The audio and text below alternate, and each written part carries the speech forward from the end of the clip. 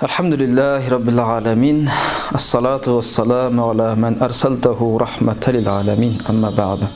Құрметті мұсылман бауырлар, сіздермен бүгін Аллаху Тағаланың құзырында қабыл болған дұғалар турасында бір әңгіме қозғаймыз. Бір ғұламадан бір кісі хат жазып сұраған екен. Хаттың мазмұнында «Ассаламу алейкум» деп бастап былай баяндайды.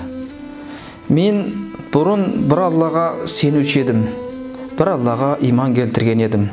Бірақ күндер өте келе сол жаратушыға деген сеніміме селкеу түсті. Мен осы жаратушыдан көп нәрсе сұрамадым. Тек қана ырыздығымның мол болуын сұрадым. Бірақ ол жаратушы оны маған бермеді.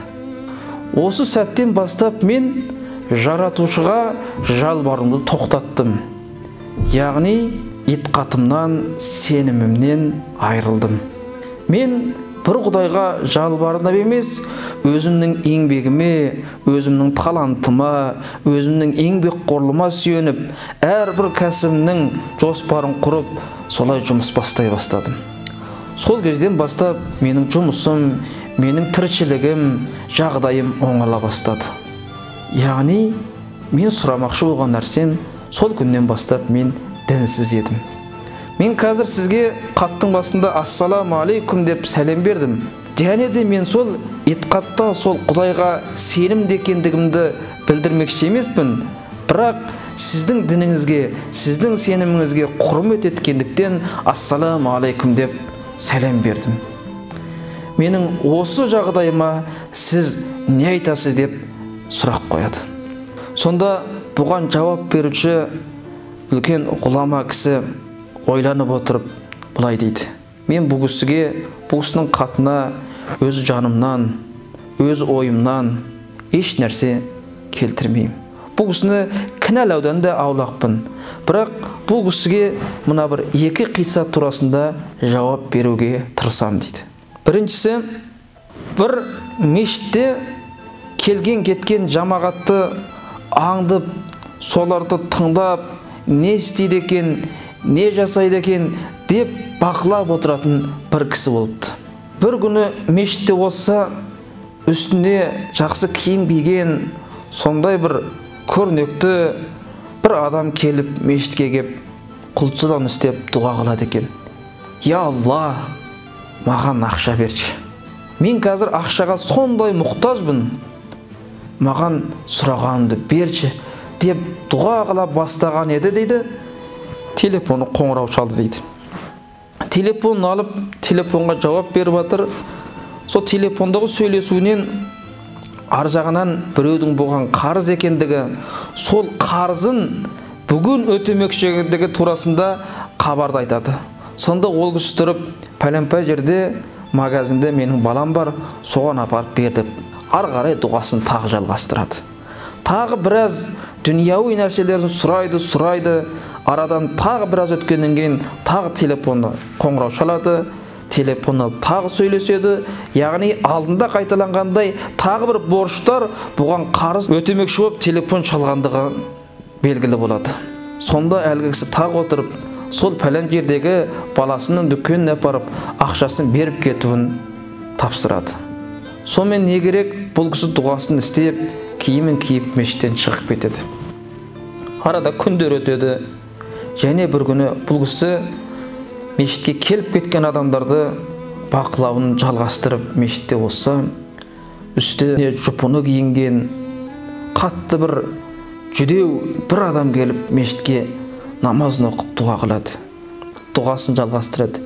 Я Раббым, я Раббым, мен бүгін сенен бұл өмірдегі қажетім үшін бір мұқтаждықпен келіп тұрмын.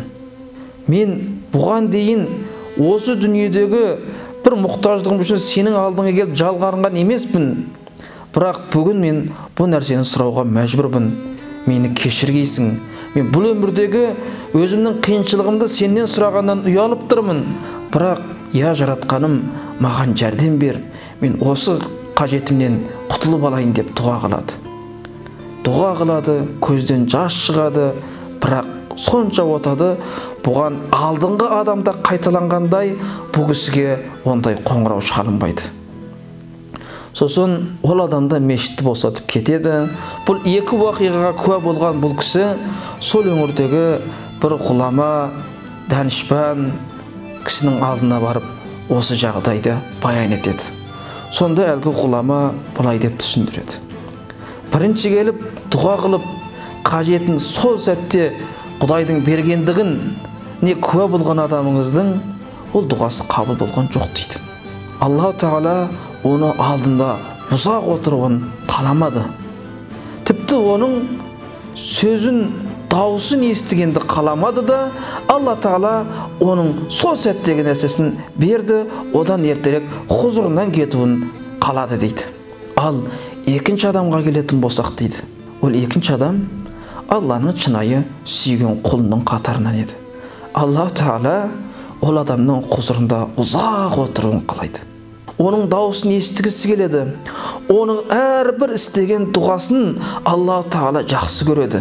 Бірақ қажеті бұл дүниеде сол сәтте өтелмегенмен, ол адамның қиямет күні оған жәннатта даярлап қойған нығметтерін көретін болса, білген болса еді деп ғұлама солай түсіндіреді.